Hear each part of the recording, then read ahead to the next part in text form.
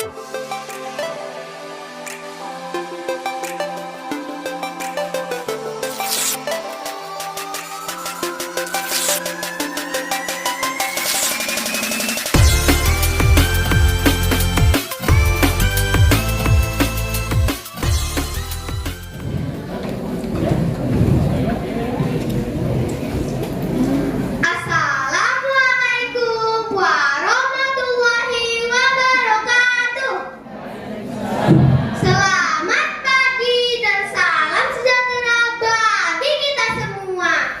Adil kata Lino, pacuramin kata Ruga, basengat kaku bata.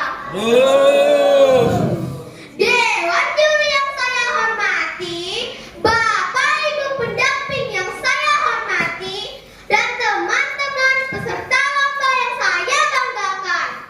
Perkenalkan, nama saya Rani Fitri Anissa. Saya dari sekolah SDN 09 Ranggang, Kabupaten Bengkayang.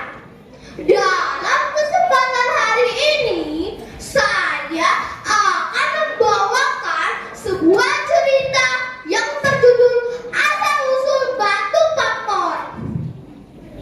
Cerita ini diambil dari buku kumpulan cerita rakyat Kabupaten Bengkayang dan diceritakan kembali oleh Wakasia.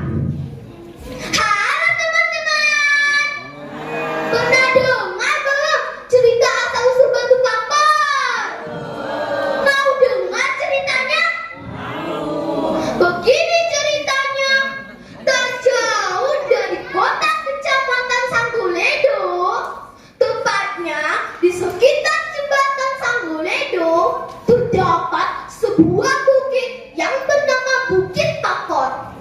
Bukit Pampor terbentuk pada zaman dahulu kala, ketika penduduk masih percaya dan berteman dengan hantu. Hewan masih bisa berbicara dan terdapat orang-orang sakti yang biasanya berikat kepala merah sebagai tanda. Di kampung tersebut hiduplah sebuah keluarga yang hanya terdiri dari nenek dan cucu keduanya saja.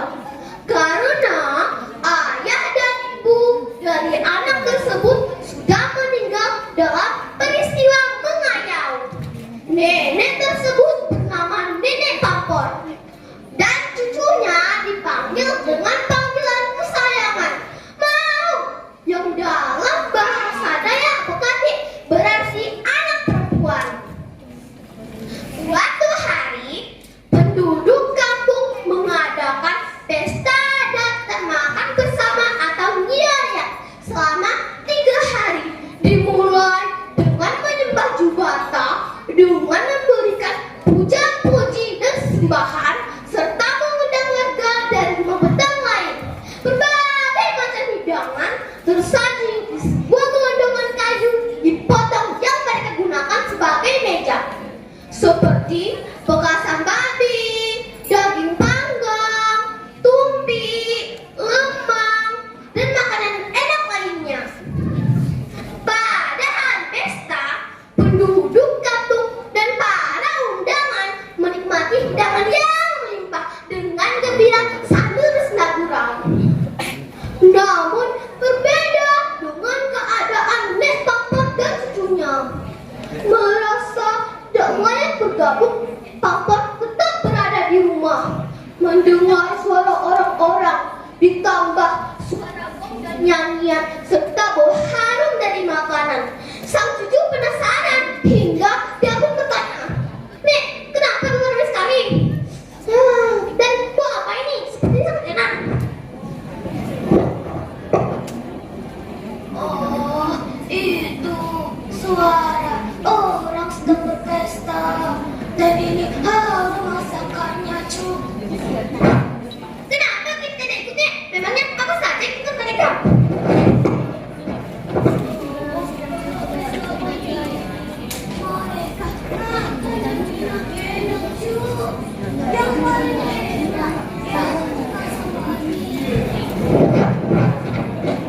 Bekas babi, buatkan aku lah, Nek. Aku ini makanan juga.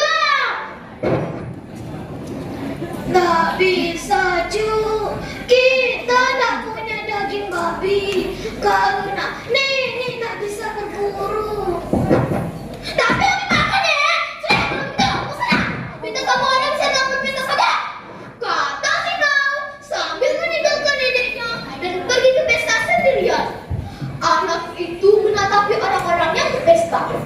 Seorang dengan ikat kepala merah meliriknya, menaikkan dagu, menilainya dari ujung kaki hingga ujung rambutnya. Dengan tekan sobek dia melipat tangannya sambil memikirkan apa yang akan dia lakukan dengan anak itu. Anak itu menyadarinya, tapi tak mengacukannya.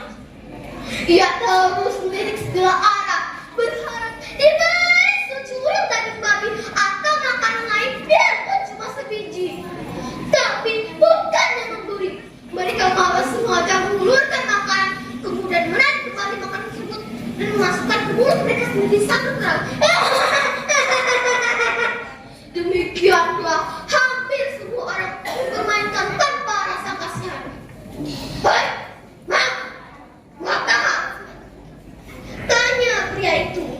Pura-pura dalam perahu, pura-pura tak tahu. Anak itu memegangi perutnya yang dari tadi keroncongan, tak tahan merintih dari perutnya. Ia tak makan, yakin jika diberi makanan di pesta yang ria. Seguru, boleh umpan enggak? Pinta anak itu penuh harap, matanya yang hitam berkaca menahan perih perutnya. Pria itu tersenyum dan meraih keterjunkan jari tengahnya. Kemudian komatkan membaca mantra tanpa suara yang tanpa disadari anak itu. Getah juga tersebut diberikannya pada anak malang itu. Nah, beri kau kulit babi, takkan habis kau bikin hingga mati. Pulanglah. Maka pulanglah anak itu sambil menggigit ketajutan yang disangkanya kulit babi. Rasa pahit dan bau khas ketajutan tak dihiraukannya. Karena dalam pikirannya memang seperti itulah rasa kekasih babi seharusnya. Sampai di rumah, Nepal terkejut melihat cucunya menggigit menyiksa tubuhnya ketercikan. Umat apa kamu? Tanya nenek itu sempat duduk di hadapan cucunya. Kulit babi? Ya, mana nih? Ini kau? Tawa cucunya. Siapa yang memberimu itu tadi? Orang berikan kepala merah, Nek. Mendengar jawaban cucunya yang polos, Nek Pampar merasa sangat sedih dan sangat marah. Ia berkali-kali membujuk cucunya untuk membuang jintan yang sedang dimakannya. Namun, anak itu tetap berusaha untuk memakannya. Karena itu, ia memanggil seekor kucing. Ia mandikan, mendandangi, dan memberikan kucing itu pakaian. Namun, ia tak beri kucing itu makan sehingga masih kelaparan.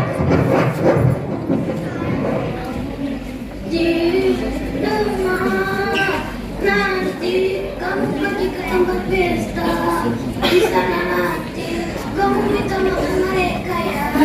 Tapi mereka mungkin akan berikan makan. Makanya nanti kamu lihat. Iya. Kucing itu membawa dengan patuhan. Nek Pampar membawa kucing itu ke pesta tempat cucunya mendapat. Ia masih menyimpan dendam dengan orang-orang sombong itu. Bagaimana tidak? Yang diberi oleh si sapi sombong itu adalah cinta, bukannya kulit babi. Maka dia lepaskan kucing itu di tengah orang-orang yang pesta. Kucing itu menyerbu hidangan yang disajikan. Orang-orang itu kaget melihat kucing itu tiba-tiba saja di hadapan mereka. Namun tak lama setelah itu mereka tertawa terbahak-bahak hingga terkecing-kecing. Kucing itu menari dengan lucunya, berputar-putar, berguling-guling, melompat-lompat, melambai-lambai, mencakar-cakar, sungguh menggelikan.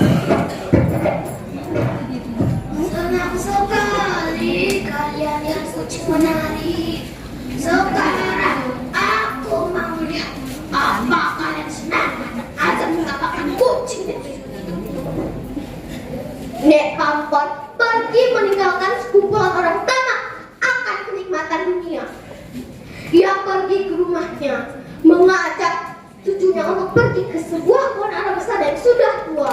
Walau bingung, cucu itu telah pergi mengikuti neneknya. Sampai di sana, Nek Pampor berdiri di pohon ara besar tersebut. Kemudian membaca mantra untuk minta petua dari Nyamata. Oh, Nyamata, dengarlah permohonanku. Bantulah aku untuk menghukum orang-orang sombong di kampung ini. Kirimkanlah para raja alam, raja angin, raja intan, raja petir, segala penguasa alam, datanglah, binasakan orang-orang sombong yang telah menghina cucuku.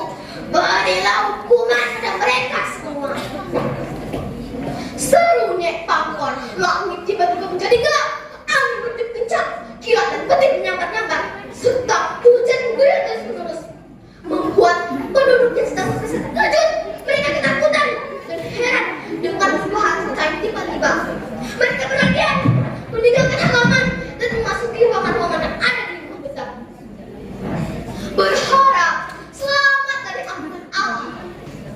Namun mereka ternyata salah, karena tak lama setelah itu angin akan berubah menjadi sebuah bukit kecil. Seluruh penduduk kampung terkubur di dalamnya. Mereka berteriak. Para orang sakti mencoba menggerakkan kesaktiannya untuk mencegah keadaan membuka. Namun siapa yang bisa melawan kekuatan Nyamata? Penduduk kampung tersebut perlahan-lahan dengan seluruh kekuatannya. Anakku Nek Pampor dan cucunya begitu alam mengamuk, mereka segera berlindung di bawah batu kayu ara yang telah berusia ratusan tahun. Saat badai telah reda, mereka keluar dari persembunyian. Mereka merasa takjub dengan perubahan yang terjadi di kampung tersebut. Rumah bekas mereka tinggal dulu telah berubah menjadi sebuah bukit kecil dengan batu-batu beraneka bentuk bertumpuk dan sebuah sungai kecil mengalir di bawahnya.